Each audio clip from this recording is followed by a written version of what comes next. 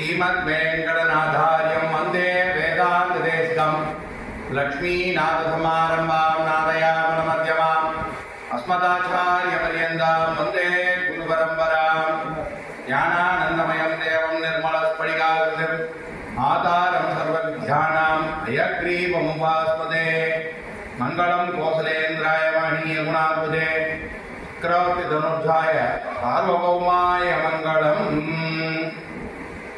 ராமன் அப்படின்ற இன்னைக்கு ஸ்ரீராமநவமி உற்சவத்தை நோக்கி நடக்கிற 4ஆம் நாள் உற்சவத்தில் அடியேனுக்கு ராமனை பற்றி சொல்கிறதுக்கு ஒரு வாய்ப்பு கிடச்சிருக்கு.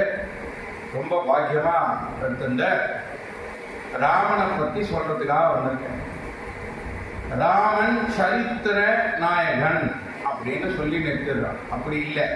ராமன் கண் கண்ட தெய்வம், ராமன் சத்திரியன் அல்ல, ராமன் தெய்வம் அப்படின்னு சொல்றத காமிக்கிறதுக்காக வந்திருக்கேன்.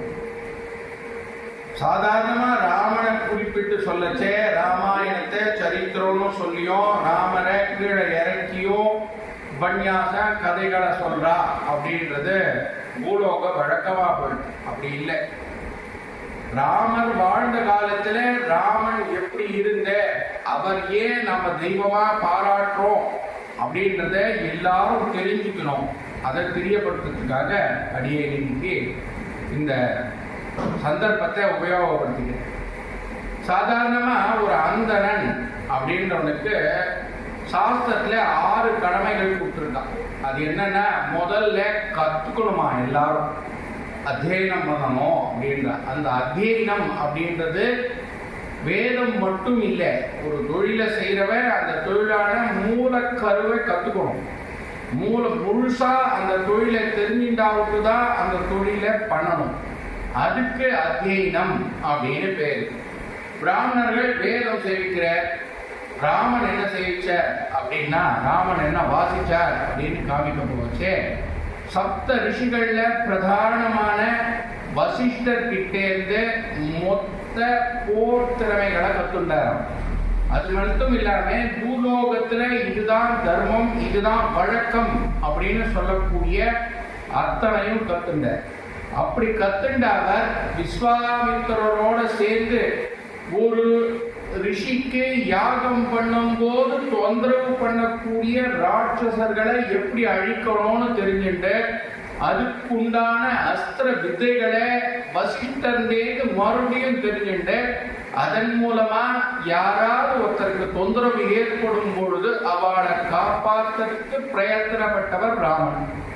இதனால அவர் கத்துக்கல அப்படின்னு சொல்ல முடியாது. ராமன் அவதார புருஷர்னு நம்ம சொல்றோம். ராமனுக்கு எல்லாமே ஏற்கனவே தெரியும்.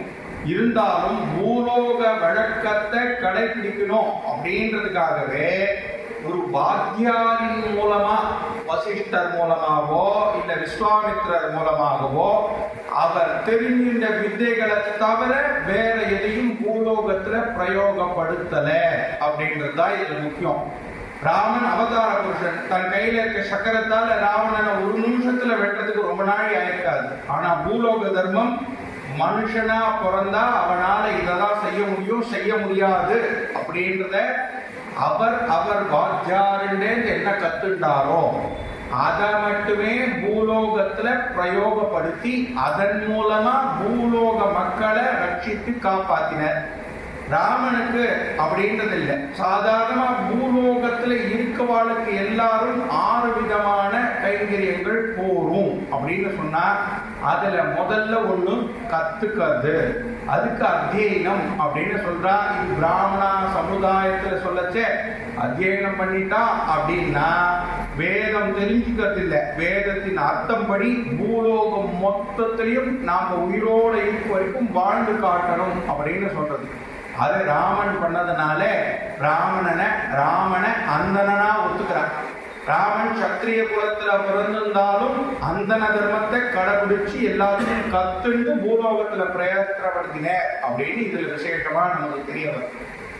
அடுத்தது அப்படின்னு பார்க்க போகச்சே பிராமணாளுக்கு கூட்டுற அத்தியாபாகனம் அப்படின்னு சொல்றது. இதுக்கு என்னன்னா, தெரிஞ்சின்றதை மற்றவாளுக்கு தெரியப்பட்டது.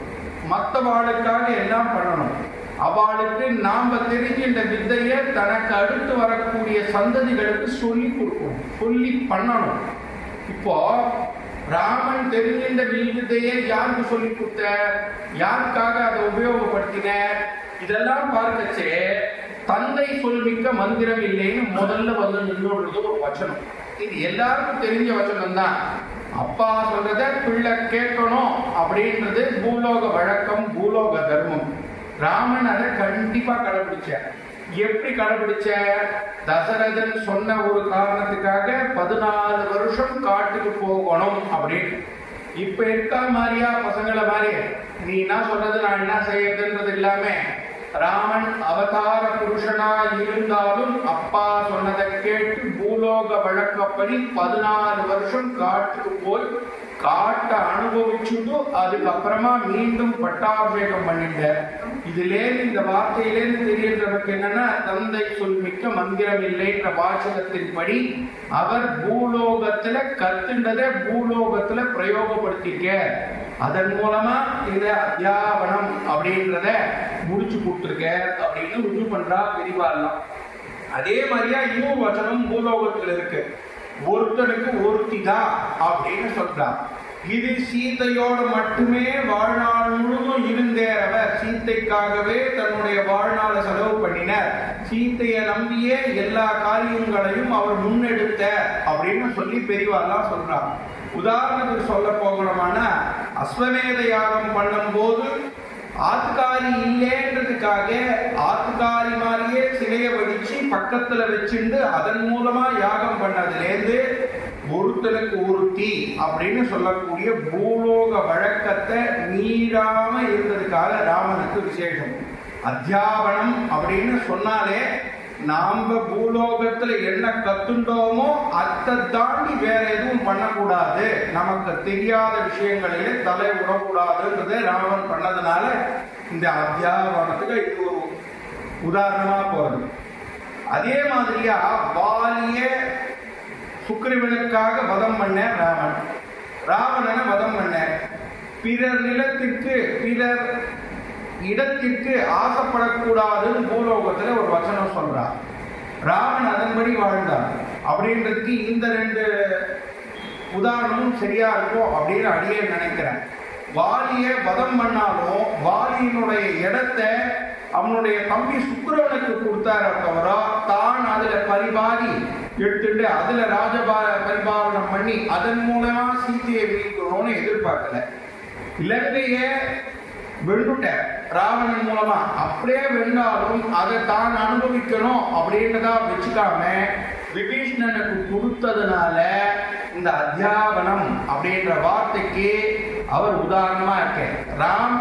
அதாவது அந்தணர்கள் வாழ்க்கையில கடைபிடிக்கக்கூடிய 2 வசனத்தை இதன் மூலமா அவர் நிறைவேற்றிட்ட அப்படின்றது நமக்கு தெரிய வருது. ஒண்ணு அத்தியனம், ஒண்ணுத்தை முழுசா கத்துக்கணும், அதை வாத்தியார் மூலமா கத்துக்கணும். ராமன் அதை கத்துண்டார். அத்தியாபனம் கத்துண்டதை சரியா பூலோகத்துல பண்ணி காட்டியிருக்கணும், அதையும் சரியா பண்ணி காட்டிட்டார். யஜனம் அப்படின்ற வார்த்தையை கொடுக்குறான். இது எதை குறிக்கிறது அப்படின்னா யஜனம் அப்படின்றது ஒரு பிராமணன் தன்னுடைய வாழ்நாள்ல நித்திய கர்ம அனுஷ்டானங்கள்ல யாகத்தை பண்ணி வைக்கணும் அப்படின்றது குறிக்கிறது. இதன் மூலமா இந்த யாகத்தை பண்ணி வைக்கிறதன் மூலமா எல்லா விதமான சௌபாகியங்களும் பூலோகத்துக்கு கிடைக்கும் தான் சொல்றால தவிர தனியா ஒருத்த யாகம் பண்ணினா அவனுக்கே கிடைச்சிரும் அப்படின்றத சொல்லல. அந்த மாதிரியா ராமன் சக்கரவர்த்தி ஆகிறதுக்காக அஸ்வமேத யாகம் தனியா பண்ணினார் அப்படின்னு சொல்றது தப்பு. பூலோக மக்கள் ராவண சக்கரவர்த்தியா பாவிச்சு ராமன் மூலமா பூலோக தர்மத்தை கடைபிடிக்கணும் அப்படின்றதுக்காகவே ராமன் அஸ்வமேத யாகத்தை பண்ணின அப்படின்றதுதான் இது விசேஷம். இந்த அஸ்வமேத யாகத்தை தன்னுடைய ஆத்காரியே இல்லாத போதும் எப்படி பண்றது அப்படின்னு வழிமுறையை பூலோகத்துக்கு காமிச்சு கொடுத்ததுனால இந்த யஜனம் அப்படின்ற இந்த வார்த்தைக்கு அந்த வழக்கத்துக்கு அந்தணர்கள் கடைபிடிக்கக்கூடிய வழக்கத்துக்கு ராமன் உள்ள வந்துடுறார். அதனால இந்த வசனமும் அவருக்கு பொருந்தர்வு அப்படின்றதுனால ராவன் அந்தணன் பண்ணக்கூடிய மூணாவது காரியத்தையும் பண்ணிட்ட. அதனால அவர் அவதார புருஷனா இருந்தாலும் பெருமாளா, சத்திரியனா இருந்தாலும் பெருமாளா அவரை பாவிக்கிறா அப்படின்றதா முக்கியமா கரு கொண்டு வரா பெரியவாள்லாம் வழக்கம் சொல்லச்சே. நாலாவதாக யாச்சனம் அப்படின்னு சொல்றது. இந்த யாச்சனம் அப்படின்றது என்னன்னா, நாம பிறருக்கு கர்மாக்களை செஞ்சு வைக்கணும். ஒரு பிராமணனானவன் கர்மாவை பண்றது மட்டும் இல்லாம, ஒரு ஹோமத்தை பண்ணி நல்லது பண்றது மட்டும் இல்லாம, ஒருத்தர் பரமிச்சுட்டாரானா அவருக்கு உண்டான செயல்களையும் பண்ணி கொடுக்கணும். அதுக்கு பேர் யஜனம் அப்படின்னு சொல்றது. ஒருத்தர் நாம கத்துண்ட வித்தையை வச்சு ஒருத்தர் சொர்க்கத்துக்கு போகிறதுக்கு வழியை காமிக்கணும். அப்படி அந்த மோட்சத்தை போறதுக்கு உண்டான வழியை காமிக்கிறதுக்கு பேர் யஜனம் அப்படின்னு சொல்றார். அந்த யஜனத்தையும் ராமன் பூர்த்தி பண்ணார். எங்க அப்படின்னு போறச்சே, ஜடாயு ராவணன் சீத்தையை தூக்கின்னு போகச்சே, ஜடாயுக்கு மரணம் இல்லை, சிரஞ்சீவி அப்படின்னு சொல்லக்கூடியவரா இருந்தாலும் சீதையை தூக்கின்னு போகச்சே அந்த விமானத்தை தடுத்து நிறுத்த முடியாததுனால, எப்படியாவது செத்த நேரம் தடுத்துட்டா அதுக்குள்ளேயே ராமன் வந்துருவானான்ற எண்ணத்தினால விமானத்தின் முன்னாடி போய் ராவணனை ஜெயிக்க முடியாதுன்னு தெரிஞ்சும் ஜடாயு ராவனோட சண்டை போட்டதால ராமன் தன்னுடைய கையில் இருந்த வாளுக்கு சிறப்பா பேர்லாம் விட்டுருக்கா. அது ராவணனுடைய தம்பியாவே அந்த வாளை கருதுறான். அந்த வாளால ஜடாயுவோட ரக்கையை வெட்டிட்டதுனால பறக்க முடியாம கீழே விழுந்து சாகாமையே உயிரோடு இருந்தார். அவரை ராமன் பார்த்து சீதைய ராவணன் தான் இந்த திசையில தான் கொண்டு போனா அப்படின்னு தெரிஞ்சா விட்டு, இதுக்கப்புறமும் ஜடாயு பூலோகத்துல இருந்து சிரமத்தை அனுபவிக்க கூடாது அப்படின்றதுக்காக மோட்ச பதவியை கொடுத்த அப்படின்னு சொல்லுவாங்க. அதனால இந்த யஜனம் அப்படின்ற அந்த அர்த்தத்துக்கு, வார்த்தைக்கு உண்டான அர்த்தத்துக்கு, பழக்கத்துக்கு ராமன் ஆட்டம். கர்டன் அப்படின்றது பெருமாளுடைய வாகனம் தெரியும், அவருடைய மருமான் அப்படின்னு சொல்லி நின்றார். அவ்வளோ விசேஷமான இந்த ஜடாயுக்கு மோட்சம் கொடுத்ததுனால விசேஷமான பெருமாளா இருக்கக்கூடிய இந்த ராமன் யஜனம் அப்படின்னு பிராமணால் பண்ணக்கூடிய அடுத்த காரியத்தையும் பூர்த்தி பண்ணிட்ட அப்படின்னு சொல்றார். தானம், பிராமணன் தானம் வாங்கறதுக்காகவே பிறந்தவன் அல்ல அப்படின்றத பிரிவா திருப்பி ருஜு பண்ணிருக்கான். ஒருத்தர் தானம் வாங்கிக்கணுமானா, அந்த தானம் கொடுக்கணுமானா என்னென்ன காரியங்கள் இருந்தாதான் நம்மளால தானம் கொடுக்க முடியும் அப்படின்னு சொல்லி பெரிவா வழிவகை பண்ணியிருக்கான். அதன்படி ராமன் ஒருத்தருக்கு தானம் கொடுக்கணுமானா அவருடைய திருமுகத்தை பார்க்காம தானம் கொடுக்க கூடாதான். யார் வாங்கிக்கிறவா, அவ நிலைமை என்ன, நாம கொடுக்கிற தானத்தினால அவளுக்கு ஏதாவது உபயோகப்படுமான்னு தெரிஞ்சு கொடுக்கக்கூடிய பொருளுக்கு பேர் தான் தானம் அப்படின்னு சொல்றான். இப்போ ஒரு பிராமணன் தன்னுடைய எதிரில் இருக்கக்கூடிய இன்னொருத்தருக்கு தானம் கொடுக்கணுமானா அவ அந்த பொருளை வச்சுக்கிறதுக்கோ இல்லை அனுபவிக்கிறதுக்கோ தகுதியானவாடா அப்படின்ட்டு தெரிஞ்சுட்டு அதுக்கப்புறமா அதை தானமா கொடுக்கணுமா. ராமன் அந்த காரியத்தை பண்ணாராம். எப்பயுமே எல்லா மக்களும் அவரை பார்த்து சந்தோஷமா பாடினாலும், அவ செல்வந்தரா இருந்தாலும் அவளுக்கு இதுல இது குறையது, அயோத்தியில இது இவாளுக்கு குறையது அப்படின்னு கணக்கு பண்ணி இந்த வஸ்துவை நான் கொடுக்கணும், இப்படி கொடுத்தா அந்த ஜனங்கள் இன்னும் சந்தோஷமா இருப்பான்னு கோடீஸ்வர செல்வந்தர்கள் கூட ராமனை பார்க்கணுன்றதுக்காக தானம் வாங்குற இடத்துல இருந்தார். அந்த அயோத்தியில ராமனை பார்த்தாலே சந்தோஷம் அப்படின்னு நினைக்கிறவா கூட ராமன் கையால ஒரு சின்ன பொருளை வாங்கிட்டோமானா நமக்கு சந்தோஷம் வாங்கியிருந்தார். அப்படி நின்றவாளுக்கெல்லாம் தன் கையால முடிஞ்சதெல்லாம் அவ முகத்தை பார்த்து இவாளுக்கு இது ஓனோன்னு பார்த்து கொடுத்ததுனால ராமன் இந்த தானம் பண்ணதையும் அந்தனோட ஒப்பிட்டு அவன் மேல உயர்ந்துட்டான் அப்படின்னு சொல்றான். தானம் வாய்ந்தது மட்டும் இல்லாம தானம் கொடுப்பதும் அந்தனோட வழக்கம் அப்படின்னு சொன்னேன். அதுக்கு பதிகிரகம் அப்படின்னு சொல்றான். பிறருக்கு கொடுக்கணும், பிறருக்கு கொடுக்கறத தான் நான் இவ்வளவு நாள் சொல்லியிருந்தேன். தானம் வாங்கிக்கிறது அப்படின்னா, என்னால இந்த வேலையை செய்ய முடியல, நான் இந்த வேலையை செஞ்சேன், அந்த வேலையை செஞ்சதுனால இந்த பலன் கிடைக்கிறது. இதை நேரடியா நான் வாங்கிக்காம வேற யாராவது அதை உபயோகப்படுத்திக்கணும் அப்படின்ற முறையில விசேஷமா அந்த தானத்தை கொடுக்கிறது வாங்கிறதுன்றது ரெண்டும் சேர்ந்து ஒரே இடத்துல நடக்கிறது. ஒரு பிராமணன் தன் வாழ்க்கையில இந்த 6 கடமைகளை செஞ்சா போரும் அப்படின்னு சாஸ்திரம் சொல்றது. முதல்ல திருப்பி சொல்லிட்டு பார்த்தோம். முதல்ல கத்துக்கணும். கத்துண்டதை பிறர் உபயோகப்படுத்துற மாதிரியா அதை பிரயோகப்படுத்தணும். பிரயோகப்படுத்துறது இல்லாம யார் ஆச்சாரியனோ யார் பெரிவாளோ அவ சொல்றதன்படி கேட்டு நடக்கணும். நடக்கிறது மட்டும் இல்லாம அவ என்ன நமக்கு அனுகூலம் பண்ணிருக்கா, நாம் அவளுக்கு என்ன திருப்பி அனுகூலம் பண்ணணும் அப்படின்றது ஒரு பிராமணனுக்கு தெரிஞ்சிருக்கணும். தானம் கொடுக்கணும், தானம் வாங்கிக்கணும். இந்த 6 தொழிலே பிராமணனுக்கு பிரதானம்.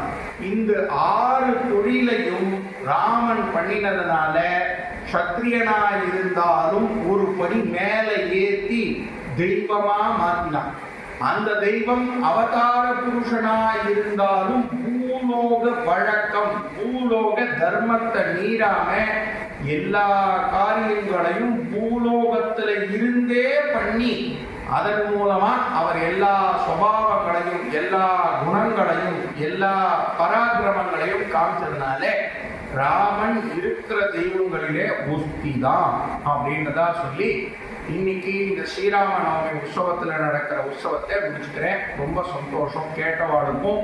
அப்படியாப்பட்ட ராமன் நமக்கும் அந்த கடாட்சத்தை கொடுக்கணும்னு பிரார்த்திச்சுக்கிறேன். ரொம்ப விசேஷம்.